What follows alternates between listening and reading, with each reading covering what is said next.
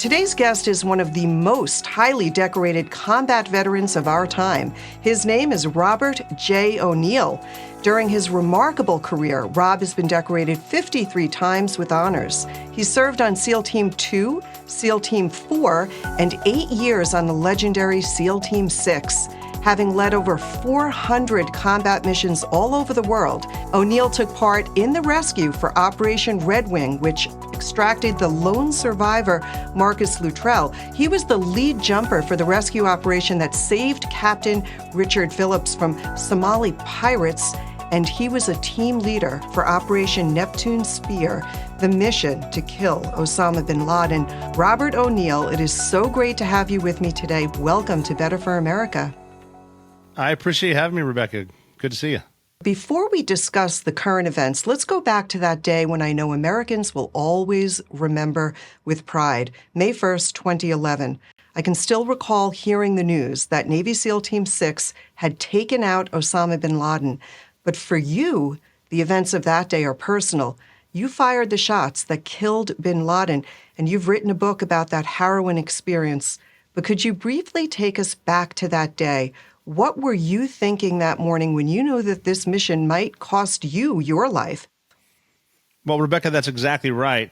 And we knew it was a very dangerous mission. The chances of dying were really good, but we all accepted that, and that's what we came in for. I mean, we talked about that, saying, if you could, when you're on your deathbed and you didn't go on this mission, would you give every day in between now and then to get this shot back? And that's why we're here. We accepted it because we knew going in, there were brand new helicopters. The pilots had only been flying for a few weeks. We didn't know if the technology worked. We could get shot down by a missile.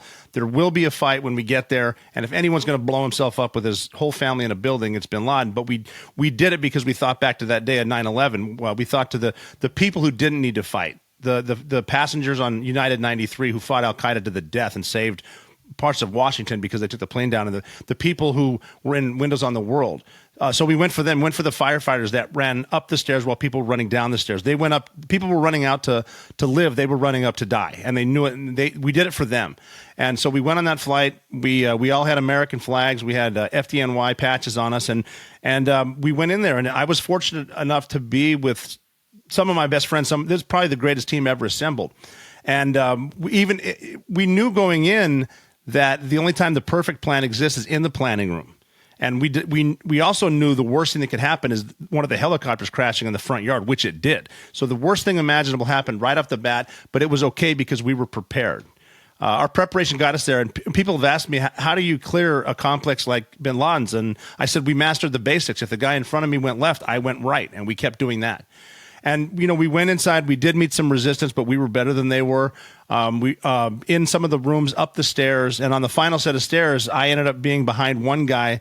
We had one set of stairs to get through. We knew bin Laden was up there. He was one guy in front of me. I was behind him. And he wanted to go. We knew we needed to go, but now we're going to run into the suicide bombers. And when I squeezed him on the shoulders to let him know it's time to go up the stairs, it wasn't bravery. It was bravery probably on his part, but not on mine. It was more of a, let's just get this over with. I'm tired of thinking about it. This is what it's going to feel like to blow up. We went up the stairs. My buddy jumped on the people he thought were wearing suicide vests, and because he went left, I went right. And that's when I saw Osama bin Laden standing up, taller than I thought. He was skinnier than I thought. He had his hands on his wife Amal's shoulder, sort of almost pushing her toward me. And he was a matter of 3 feet away from me. I assumed he was a suicide bomber because he was a high threat, and so I treated him as such, and you have to eliminate the threat. So I shot him twice in the head and once more on the ground, and then I moved his wife out of the way and back towards the corner of the room because I knew other Navy SEALs would be coming in. And we being what I think are the good guys, I didn't want her to get hurt, and I didn't want his young son that was there to get hurt. And I turned around, some other guys were in there, and I kind of froze, and one of my guys looked at me and he said, hey, you okay? And I said, I don't know. What are we supposed to do now? And he smiled. He said, now we find the computers. You do this every night, hundreds of times. And I said, yeah, you're right. I'm back. Wow. And his words were, yeah, you just killed Osama bin Laden. Your life just changed. Now get to work. We got to get out of here. Wow. It really is a remarkable story. Just unbelievable. Thank you so much for sharing that. Now, when we fast forward to today, Rob, things have changed, haven't they, so much over the last decade. Recently, news broke that the U.S. Navy appointed an active duty sailor who doubles as a drag queen to serve as a digital ambassador in recruiting efforts. Now, you've been a vocal opponent of the decision. Can you talk about how the woke agenda, even within the military, puts our nation at risk? Well, it puts us at risk because we're taking our eye off the fight. And I saw it coming. I got out in 2012, and I saw it coming with different rules and drills and tests you need to take before you deploy. And they had nothing to do with deploying. The military is supposed to be about forward defense, alliance solidarity, and deterrence. And we have none of those now because we're too concerned about the woke agenda. And for some reason, the military is bowing to the crazy mob. So they have one of the things was a drag queen. Personally, I fought for freedom, and if you are a free person, you're not hurting anybody. I don't care what you do. I want you to enjoy life. And even if if you're a drag queen, you're in the Navy, that's okay. The problem is when you start using the Navy and the uniform for. He was a YN2 named Josh Kelly, and the drag queen's name was Harpy Daniels, and he was using that to push a left-wing agenda, and you can't do that while wearing a middle uniform. First of all, that's illegal, and conservatives have been punished in the military other than honorable discharge for saying stuff negative about President Obama. The military makes it very clear that in uniform you're not supposed to have a political agenda. You can do stuff out of uniform, but not in uniform, what he was doing. And then also, what kind of message does this send to China, who's building up bases everywhere right now, to include Cuba? And they took over Bagram, and they're taking over parts of Western Africa so they can have an Atlantic fleet. And we're doing nothing. They're surrounding Taiwan. Who knows what's going to happen there? They're backing Russia in Ukraine, and they're in talks with Saudi Arabia.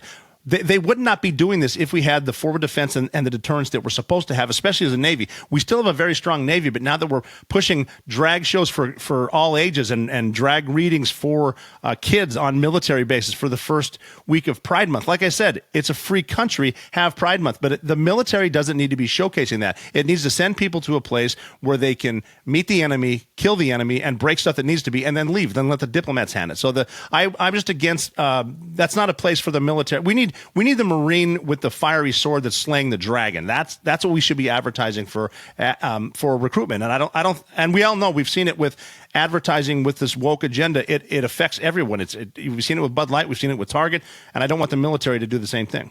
Days ago, Secretary of State Anthony Blinken met with the Chinese Communist Party leader, President Xi, and reiterated the Biden policy that the United States does not support an independent Taiwan.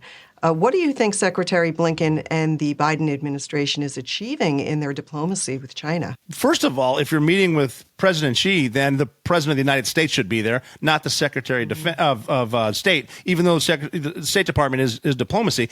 But we're in a position that China knows right now. We have a president, if he went over there, all he could do is sit chair in chair, smile for the camera. Then they have to go into a back room where someone else talks on his behalf, because President Biden couldn't handle that conversation right now. And everyone knows it, but we're in a time where we're all expected to repeat lies, even though everyone knows they're lies. You need to say this because of let's face it, the communism that's trying to take over this country. So going over and saying not only saying they support one China, that means a green light for Taiwan. They also tried to say we need to get conversations going again, back and forth communications with the Chinese Navy and the U.S. Navy to avoid unnecessary conflict. And China basically said, no, we're good. China, as far as I'm concerned, China's the only superpower in the world right now.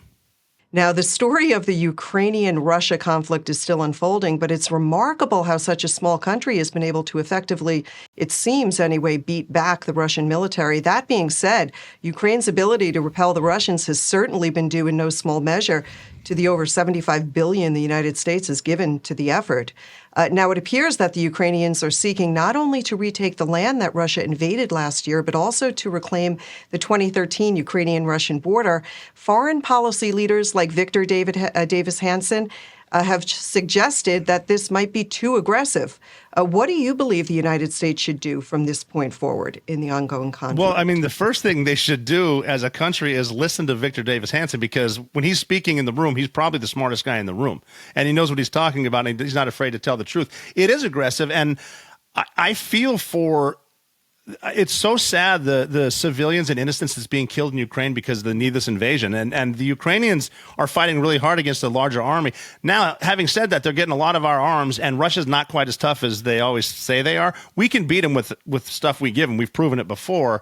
But my issue is when you have people like Nancy Pelosi and Adam Schiff and other prominent Democrats that are so pro-war, something bad is going on because they hate war. It's like the whole thing with Hunter Biden getting caught with an illegal gun while he's on drugs. Normally, they would love to prosecute people with an illegal gun, but they're just letting him off with it. Something's going on in Ukraine. If you would have asked me 3 years ago, what is the most corrupt country in Europe? It's without question Ukraine. So the thing between the money that the Bidens were, whatever they were doing, they're having as many LLCs that don't produce anything that make millions, a lot of it from Ukraine, and Hunter Biden being over there with no foreign policy experience while he's smoking crack, yet making $80,000 a month. And then all of a sudden we need to start pumping money. And we don't even know where our taxpayer dollars are going to our own Department of Defense. I guarantee we can't audit any of this money that's being laundered in Ukraine. Something's just shady over there. And whenever, just like January 6th, whenever the Democrats, who we know don't like this country, start saying, well, we're just defending democracy. No, you're doing something else. And first of all, we're not a democracy. We're a constitutional republic. Tell us about this great podcast now that you've got started. Well, my first book that I wrote, actually the only one by someone on the ground that was in the House, approved, Bin Laden's house, approved by the Department of Defense and the agencies. So that's, just so we know that, but it's called The Operator. And we called ourselves operators as special forces and as soldiers and sailors. But then when I got out into the private sector, I realized that anybody who's doing anything, the people who don't get the credit, like the people taking the trash out in Manhattan at 2 a.m, that no one thanks. He's operating. She's operating to keep the city clean. The single mom who raises their kids to be right. Operating, keeping the house running. So what I do is I talk about stuff like we're talking today, or I'll tell stories as one operator, and I ask my audience as from operator to operator, tell me what you think in the comments, or if I have guests. And I'm a person that I'm not always right, and I'm sometimes wrong. And if you tell me something, I'll listen. If I'm wrong, I'll admit it. So I want to hear your opinion, and I also want to hear what you would like me to talk about, and then hear your retort. So it's a back and forth. It was going to be just kind of a hobby. I started it maybe back in late August, and now this week I'll be up to episode 50. So that's a lot for one guy to sit here and stare at a camera and talk to himself. That's fabulous. Congratulations. I love Thank it. you. Before we let you go, can you share a story with us, an inspiring story that you may have had with one of your guests? And I'm sure people can find the podcast by simply going to their app store and downloading it, or anywhere that you can find podcasts. But a story or two to leave our listeners with would be great. Well, the story I want to tell is I love when I've had a few guests on so far, and I love getting guests because everyone, regardless of what you do, has a different story that I love to hear.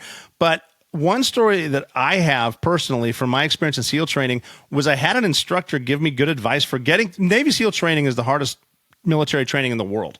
85% don't make it through that try. It's very difficult, miserable, 1,000 push-ups a day, 1,000 sit-ups a day, 1,000 flutter kicks a day, wet and cold. It's a mile from where you're working out to the chow hall. So you run 6 miles a day just to eat on top of the additional 12 miles a day. Very, very hard training. But I had an instructor, and it's a mindset. You need to get your mind into it, because if your mind quits, your body's going to follow. If your mind stays in it, you can make your body do anything. But I had an instructor give me advice for getting through training, but it turned out to be great advice for getting through life. He said, this course is not impossible. People graduate. Look at me. I'm living proof. So I will never ask you to do anything impossible, but I will make you do something very hard, followed by something very hard, followed by something harder, day after day after day for 9 months. And that sounds like a lot to get from now to 9 months from now, but don't think about it that way. Do it like this. Wake up in the morning on time. Make your bed the right way, and then brush your teeth. You just started the day with 3 wins. That's not bad. Make it to the 4 a.m. workout on time. And as you're feeling the pain, don't think about that. Concentrate on your next goal in life, which is making it to breakfast. After breakfast, your next goal in life is making it to lunch. After lunch, your next goal in life is making it to dinner. After dinner, do everything you need to do to get back into that perfectly made bed. And because you took the time for yourself in the morning to make your bed the right way, regardless of how bad today was, and it was probably bad, tomorrow is a clean slate. Tomorrow is a fresh start. So when you feel like quitting, which you will, do not quit right now. That's your emotion. Quit tomorrow. And if you can keep quitting tomorrow, you can do anything in life. That's how you get through it. Yeah, what a wonderful message. So important and absolutely true. And I love that you just shared that with us. Thank you. We all need that mindset, especially today with so much happening. And there's so much that one person can do, especially to inspire others and those around you. Thank you so much for doing exactly that. Robert O'Neill, thank you for your sacrifice in preserving our great nation. And thank you for joining us today here on AMAC's podcast. Thank you, Rebecca. Appreciate it. God bless you. God bless you. Thank you.